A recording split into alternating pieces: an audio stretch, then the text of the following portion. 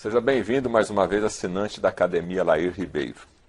Nós vamos conversar aqui agora com o cardiologista Dr. Lair Ribeiro, porque a base da sua formação, né, Dr. Lair, é a cardiologia, além de ser nutrólogo, que a gente também já sabe. Mas o assunto que a gente vai falar aqui agora tem a ver com palpitação, né? Sei. Eu lembro dessa palavra, minha avó falar, nossa, estou com uma palpitação aqui no peito. Eu queria saber o que é esse termo palpitação no peito, que as pessoas mais antigas falavam, acho que talvez o jovem hoje nem sabe o que é isso daí, para depois a gente fazer a relação com o chá. Tá. Deixa eu te falar. Quando um órgão está funcionando bem, ele é transparente. Você não sabe que você tem estômago até que ele começa a te incomodar. Se ele não tiver problema nenhum, você nem sabe que tem estômago. Ele é transparente, eu chamo. Ninguém, você se dá conta que tem ele. Você enxerga bem. Não tem nada que preocupar com a sua vista. Quando você começa a enxergar embaçado, você fala, tem que ir no oftalmologista. Quando o seu coração está funcionando bem, você não tem coração. Está lá. Quando o coração começa a dar problema, você se conscientiza dele. Quando o coração sai do seu ritmo, ou por um momento faz uma que se chama extrasístole, aí ele vem batendo assim, ó, de repente faz puf, um batimento fora da hora. Isso causa uma palpitação. Opa, meu coração parece que saiu do ritmo. Ó, senti a palpitação. Quando você sente isso fisicamente? Sente fisicamente. Quando o coração bate rápido demais, ele passa de uma certa frequência, você também sente, porque ele começa a bater tão rápido que os nervos percebem e você tem aquela sensação de que ele está batendo rápido. Também é chamado de palpitação. Então, palpitação é você se conscientizar de que alguma coisa está errada com o ritmo do seu coração. As pessoas, em geral, preocupam muito porque você vê o paciente que tem um infarto, 30% deles morrem antes de chegar no hospital. Tem lugares até 50% morrem antes de chegar no hospital. Porque para muita gente, a primeira manifestação de doença cardíaca é morte súbita. 30% das pessoas que têm problema cardíaco morrem na primeira vez. Primeira manifestação, não sabia que tinha e morreu. Não tem segunda chance. Não tem segunda chance. Então, a pessoa quando tem palpitação, ela se preocupa, porque ela vê alguém morrer, ou soube que alguém morreu subitamente. Você pode ter uma palpitação que é benigna. Tem uma taquicardia que sai pela boca, ela é chamada enfermidade benigna de Bovéret. Francês, Bovéret, que descobriu isso. É uma taquicardia que te incomoda, que faz você suar frio, mas não vai te matar, entendeu?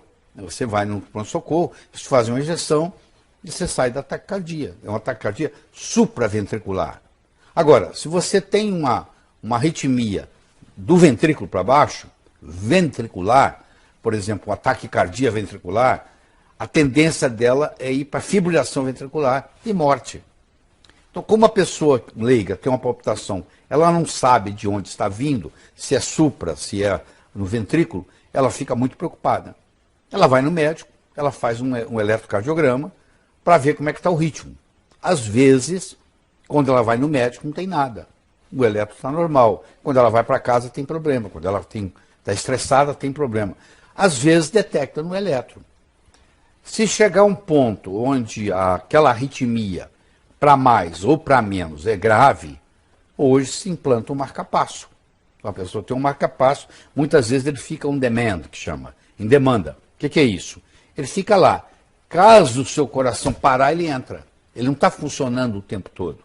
Tem casos que está funcionando o tempo todo. A pessoa que tem doença de Chagas, a doença de Chagas lesa o coração e causa bloqueios. Aí o coração passa a bater, ao invés de 70 vezes por minuto, ele bate 30 vezes por minuto. Quando você tem um coração batendo 30 vezes, a não ser que você seja um super atleta, você não consegue subir uma escada, porque na hora que você sobe a escada, o seu coração bate mais rápido, porque precisa de mais sangue. Você está fazendo atividade física. Então o que acontece? Essas pessoas que têm frequência cardíaca muito baixa, eles colocam um marca-passo e ele trabalha o tempo todo. Ajusta ele para 70 batidas, e aí o estímulo elétrico para fazer o coração bater não vem mais do coração, vem do marca-passo. Entendeu? E existe também um outro aparelho que se coloca através de um acesso cirúrgico, Antes, fibrilador? um desfibrilador. Desfibrilador. Isso aí Qual que é já a é diferença? isso aí já é outro problema. A diferença é muito grande. O desfibrilador, que é colocado em muito menos pessoas, ele dá um choque. Ele salva a sua vida. Existe uma síndrome chamada síndrome de Brugada, que foi descoberta por um cardiologista de Barcelona, que encontrou 8 pessoas na família com o mesmo problema. O que é a síndrome de Brugada? Talvez você tenha na sua família. É o seguinte, você tem história de morte súbita na família. O meu avô morreu subitamente, o meu pai morreu subitamente, eu tive um tio de 30 anos que morreu subitamente. Então, essa história de morte súbita na família. Aí ele faz um eletrocardiograma e identifica, na posição V1, V2, V3, uma elevação do segmento ST. Aí é caracterizado a síndrome de Brugada. E essa síndrome de Brugada, hoje, a orientação é o seguinte, eu descobri a síndrome de Brugada, eu vou implantar um desfibrilador interno, que tem uma bateria e que vai dar um certo número de choques. Vamos supor, vai dar 12 choques. Então eu vou viver com aquilo. Se eu estou, de repente, meu coração parou ou entrou em taquicardia, o meu desfibrilador entra, eu sinto um coice dentro do peito. Pum! Aí eu volto. Entendeu? E aquilo salva vidas. Só que não é barato. Deve custar uns 80 mil reais hoje. E tem todo o implante, tudo aquilo tem que ir operar, internado e tal. Tá, isso é uma outra coisa. Mas voltando para a palpitação e a relação com o chá. Não, é o seguinte, qualquer cafeína, pessoa que tem predisposição a uma arritmia cardíaca, muitos deles são sensíveis à cafeína. Então, quando eles ingerem cafeína, e chá é rico em cafeína, eles desencadeiam a palpitação. Então, a gente fala, corta o café, corta o chá, corta a Coca-Cola, que a Coca-Cola também tem muita cafeína. Corta refrigerantes, porque com isso você não vai ter essas crises de palpitação. E o chocolate também tem um pouco de cafeína. O chocolate também tem cafeína. Então, para diminuir a palpitação, o primeiro recurso é diminuir a ingesta de cafeína. O segundo recurso é fazer o uso de magnésio, porque o magnésio ele é o mais potente antiarrítmico que tem. Então, você deve conhecer pessoas que estão nos assistindo que tomam magnésio, cloreto de magnésio, põe na água todo dia, entendeu? Tem um sistema, eles põem 33 gramas de magnésio no litro d'água, põe na geladeira, toma aqueles copinhos de vodka, 2 por dia. E pessoas vão dizer para você que depois que começaram a fazer isso, acabou a palpitação, e é verdade.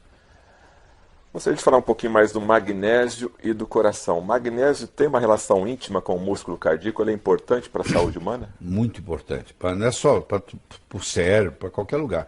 O magnésio, primeiro é o seguinte, nós estamos aqui por causa do magnésio. Por quê? Porque a vida era anaeróbica, a vida não tinha oxigênio. Houve uma época no planeta Terra que não tinha oxigênio. Aí as plantas começaram, através da clorofila, começaram a produzir oxigênio. A planta, ela pega o gás carbônico, transforma em oxigênio. O ser humano pega o oxigênio, solta gás carbônico. Então a gente faz uma comunicação. A molécula da clorofila, o centro dela é magnésio. Então ela tem se não tivesse magnésio, não teria vida aeróbica, não teria vida como a gente conhece hoje, que é de oxigênio. Então, desde o começo, o magnésio está lá. O magnésio faz parte de mais de 100 reações químicas importantes no corpo. Mais de 100. Identificada tem umas 100. E ele é um potente vasodilatador, ele é analgésico, então a pessoa está com dor de cabeça, toma magnésio, melhora. E ele é um potente antiarrítmico. Ele não deixa você ter convulsão. Então, pessoa que tem convulsão ou predisposição à convulsão, faz uso de magnésio, nunca mais tem vários casos seguidos. A expressão magnésio é amigo do coração, então está correto? Está correto, está correto. Porque ele é o bloqueador natural do cálcio. O cálcio demais causa arritmia. O magnésio vem e bloqueia o cálcio de causar arritmia. Então ele é um potente antiarrítmico. Agora, hoje, o cardiologista, ele tem o hábito de indicar o magnésio como suplementação? Seria importante a suplementação do magnésio? Não, isso não faz parte do mundo dele. Porque como o magnésio é feito pela natureza, tudo que é feito pela natureza não pode ser patenteado. Você não pode patentear magnésio. É do mundo, pertence ao mundo. E a indústria farmacêutica não tem interesse em trabalhar com substâncias que pertencem ao mundo. E é fácil você entender isso. Se eu sou uma empresa, indústria farmacêutica multinacional muito forte, e eu lanço no mercado magnésio como antiarrítmico, e eu abro o mercado, o meu concorrente amanhã vai ir na minha cola. Eu fiz o trabalho todo e o meu concorrente vai na minha cola. Se eu fizer um trabalho de uma molécula que eu desenvolvi, que eu tenho uma patente de 17 anos sobre ela, que a indústria farmacêutica, a patente dura 17 anos, se eu descobrir uma molécula e eu provei para o mundo que ela não existe na natureza, por isso que todo remédio é ET, porque o que não existe no planeta Terra eu chamo de ET, pô. Então, se eu tenho uma molécula que eu provo que não existe na natureza, é um ET para mim. Eu agora vou ser dono dessa molécula com exclusividade por 17 anos. Então, agora eu vou investir um dinheiro, abrir um mercado, porque durante 17 anos quem manda nela sou eu. Só depois que vencer a patente que eu vou ter concorrente. Então, eu vou ganhar o dinheiro que eu quiser durante esses 17 anos. Como o magnésio é uma coisa feita pela natureza, não é uma coisa que eu inventei no laboratório, eu não posso patentear. Não se pode patentear nada que a natureza fabrique. Então, pronto. Como não tem patente, as indústrias farmacêuticas não estão interessadas. Entendeu? Aí, nesse caso, o médico não receita. O médico não receita porque o médico é treinado desde o primeiro ano de medicina com indústria farmacêutica. O mundo do médico, em geral, é o mundo do remédio. Eu chamo da droga, né? Que é uma droga. É o mundo do ET. Ele trabalha com isso. Ele aprendeu a trabalhar com remédio. Que tem, às vezes, seus valores, tá? Tem momentos que você precisa de remédio. Não tem dúvida. Mas você imagina o seguinte. Quando eu coloco um remédio na boca, o meu corpo fala assim, o que é isso? Eu não conheço essa molécula. Aliás, ninguém conhece, porque ela foi inventada. Ela não existe na natureza. Aí o corpo fala assim, eu vou arrumar um jeito de eliminar essa molécula. Ele começa um mecanismo de eliminação. E aí vem os efeitos colaterais. É só você pegar uma bula de um remédio e ler. Você vai ver a quantidade de efeitos colaterais que tem. Você entendeu? Agora, doutor Lair, como cardiologista e nutrólogo, então a suplementação diária com magnésio seria bem-vinda? Claro que é muito bem-vinda, de várias formas. Na nossa alimentação, você gente pode não consegue fazer isso, suplementar, tem que suplementar. É muito difícil, principalmente no Brasil, porque o Brasil é conhecido pela Organização Mundial de Saúde como um país pobre em magnésio, porque para você ter magnésio no solo, você tem que ter vulcões, você tem que ter terra magnesiana, que o Brasil não tem. O Brasil não tem vulcões. Então, quanto menos vulcão você tiver, menos magnésio você tem. Ora, se você não tem magnésio no solo, como é que o tomate que você plantou lá vai ter magnésio? Me fala. Ele vai tirar de onde? Ele não fabrica magnésio.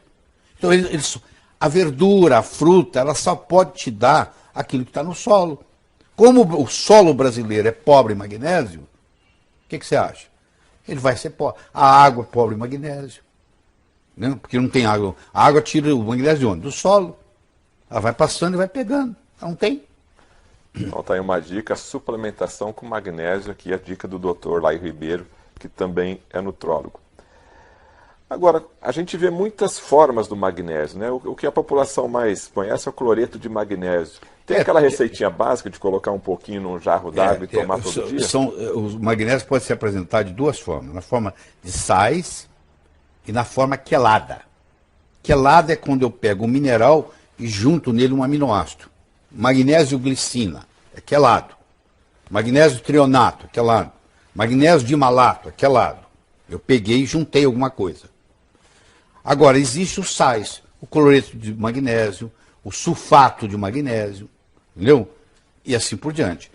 Os sais são menos absorvidos do que os quelados. Mas, por outro lado, são 1000 vezes mais baratos. Então, uma pessoa que quer fazer uso de magnésio todo dia, a vida inteira... Não tem problema. Ele não tem problema, ele vai tomar um pouquinho todo dia. Então, a receita que se tem aí, que todo mundo conhece, é você fazer sachês de 33 gramas de cloreto de magnésio, Você compra 1 quilo de cloreto de magnésio por R$19, e você coloca num litro d'água e toma 2 copinhos daqueles de vodka por dia. Tem muita gente fazendo isso no mundo, entendeu? E quem faz... Quando você toma isso diariamente, então você vai suplementar esse magnésio, o cloreto de magnésio vai suplementar lá no seu organismo, vai usar no metabolismo diário. Exatamente. Só para a gente concluir, esse mesmo cloreto de magnésio ajuda na pedra do rim? Se a pedra do rim for oxalato de cálcio, que é a mais comum, como o magnésio ele é um bloqueador de cálcio, ele vai dissolver a pedra. Então, se você tem pedra no rim, litíase renal, e você toma cloreto de magnésio todo dia, provavelmente você não vai ter mais crise, porque aquelas pedras, aos pouquinhos, vão sendo dissolvidas.